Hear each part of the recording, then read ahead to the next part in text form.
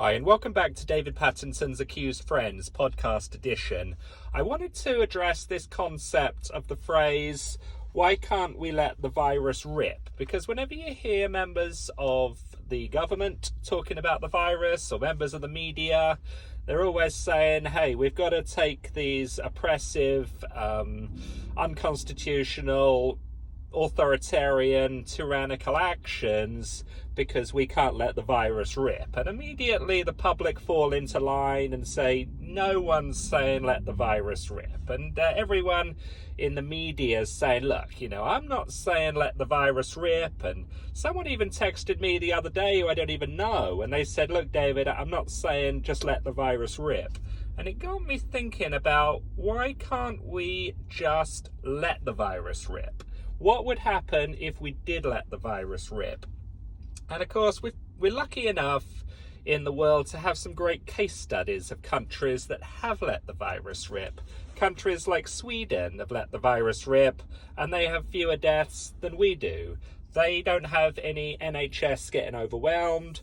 Their economic decline is nowhere near as bad as ours. Our economic decline for the year 2020 is 11.3% GDP.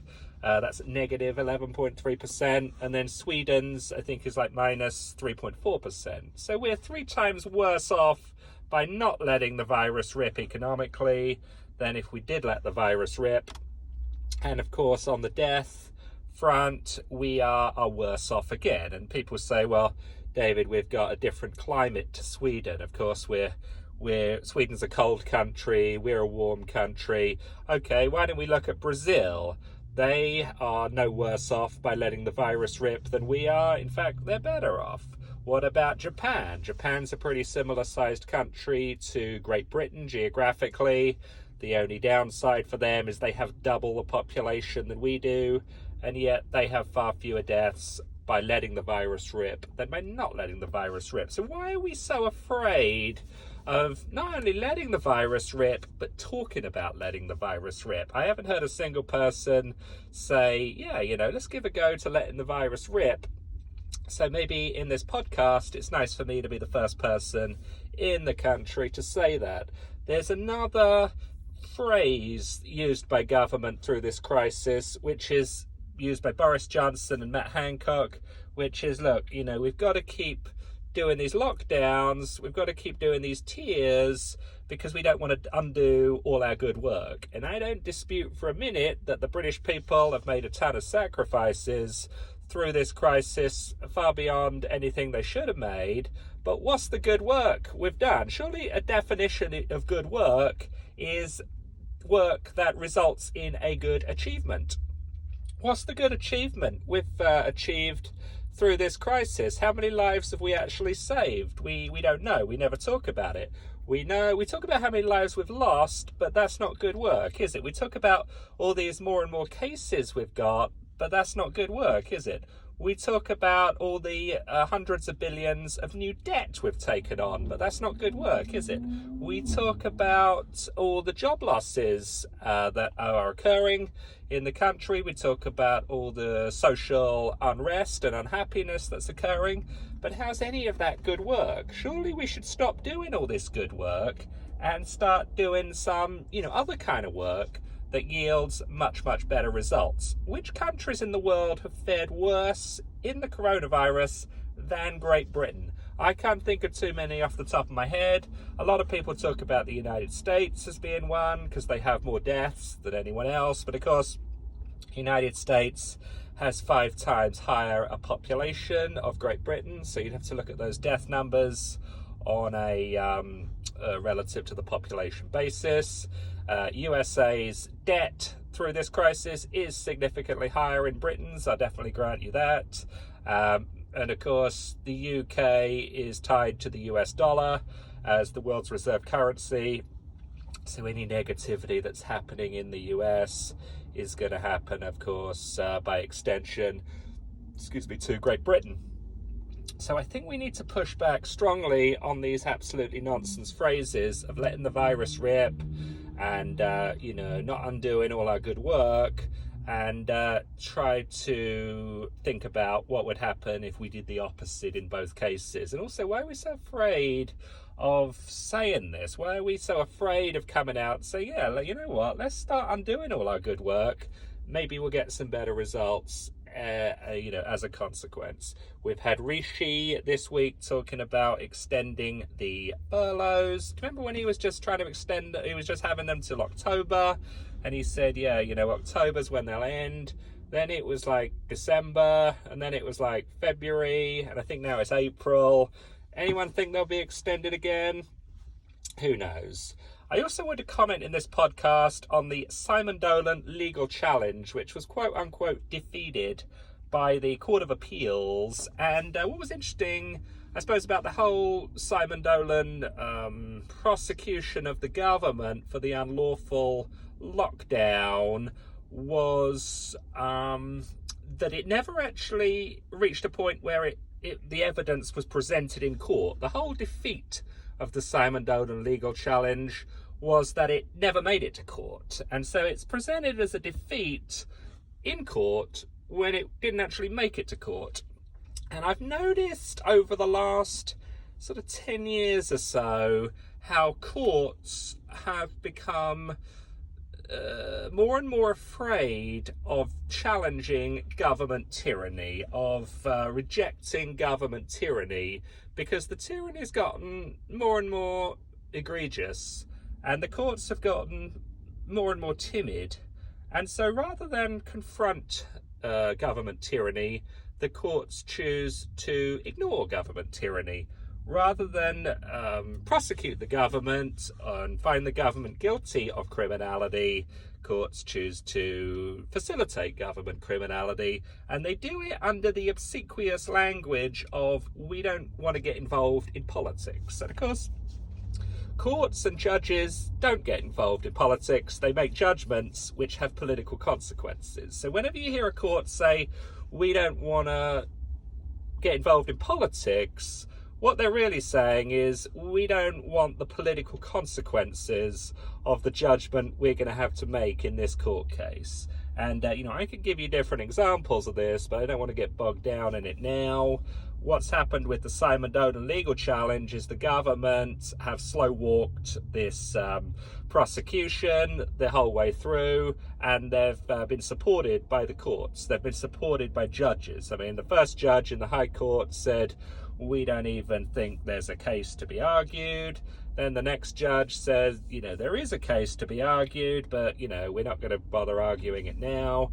And then the Court of Appeals basically said the same thing. And, I got a ton of respect for Simon Dolan. I was the first person in Great Britain to call for the citizens' prosecution of the government for the total unlawful lockdown of our entire country, for the total violation of the right to innocence till proven guilty, for the total violation of the right to, not have endless bail.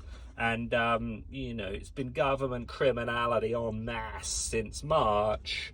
But, of course, the courts are too gutless to, allow a prosecution of the government because they know the government would be found guilty. They don't want the political consequences of a government being found guilty, because the judges like their place in the establishment, and they feel their role is to protect the establishment rather than hold the establishment accountable for law-abiding behaviour.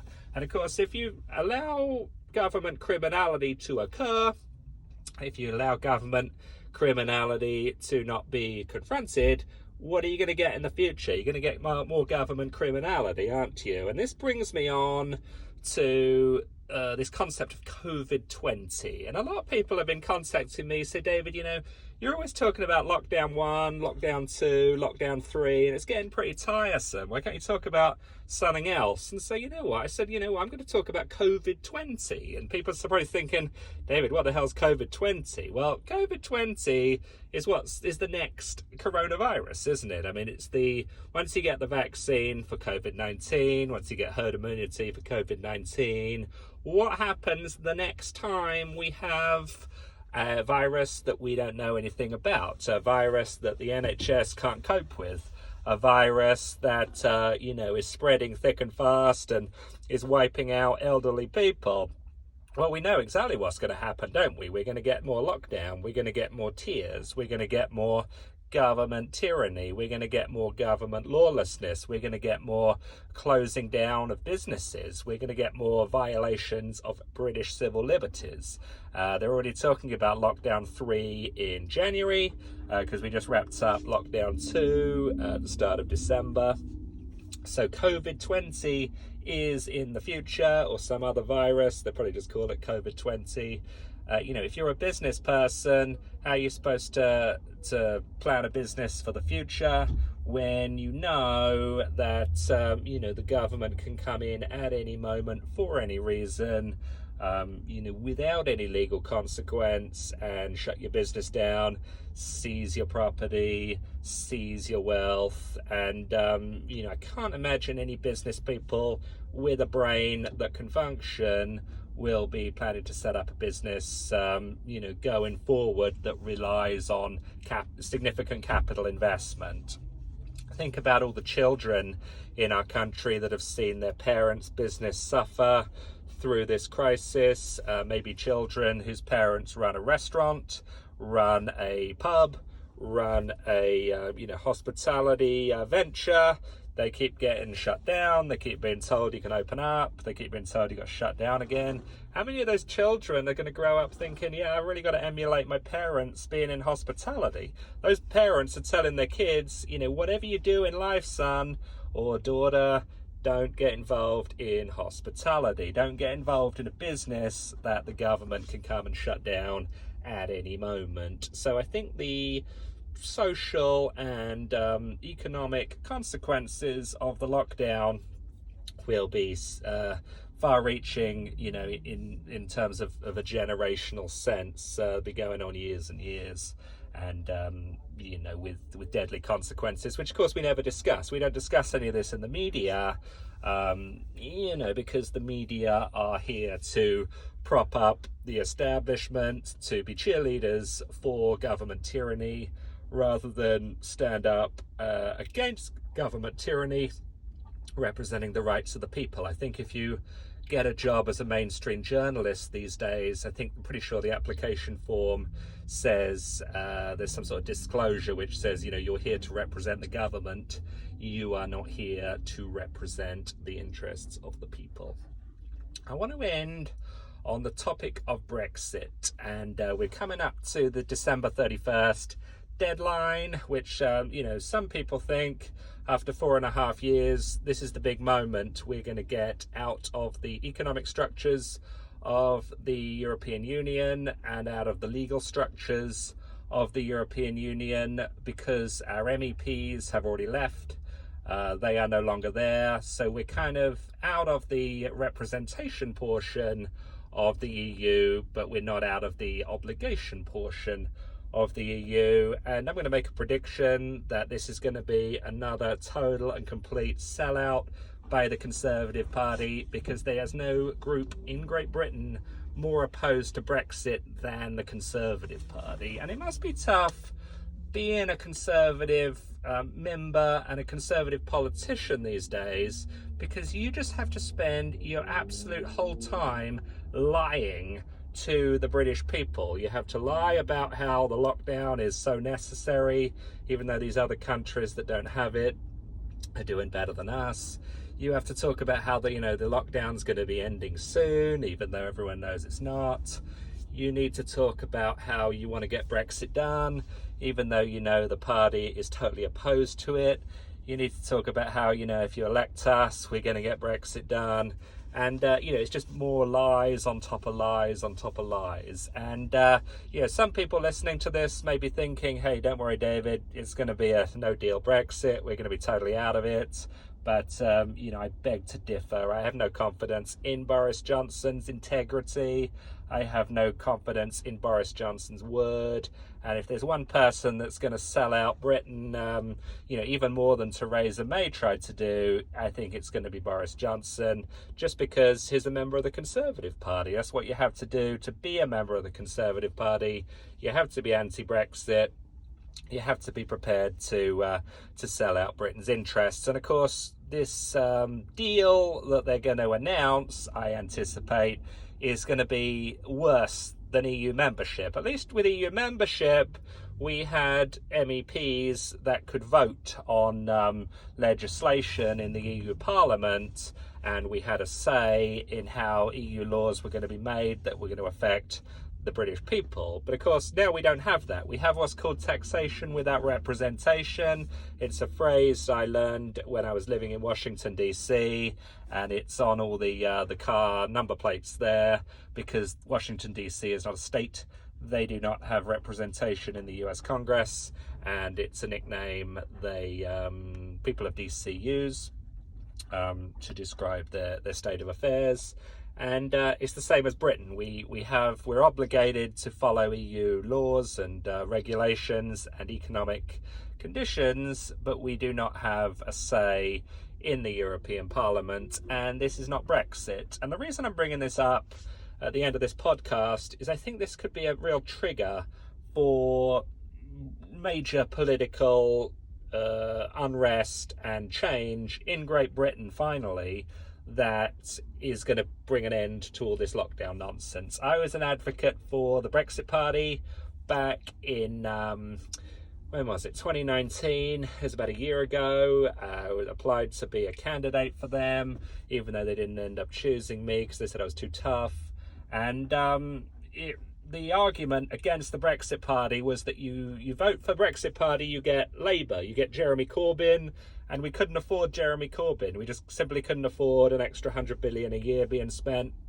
So the only thing we had to do was vote for the Conservatives, because they were the party that could get Brexit done and would get Brexit done. And here we are 12 months later.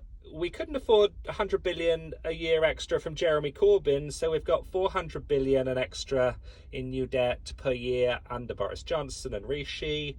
And not only are we definitely going to get Brexit done, we're not going to get Brexit done, is my prediction. And I think when the British people wake up to this betrayal, which they should be certainly waking up to round about now, I think there's going to be a lot of pushback and anger and a sense of betrayal with all this total fraud that has been perpetuated on our country by the Conservatives for a long time, but most egregiously this time under the Boris Johnson government, which is a complete and total disgrace. So I hope you find this podcast interesting and provides food for thought for you.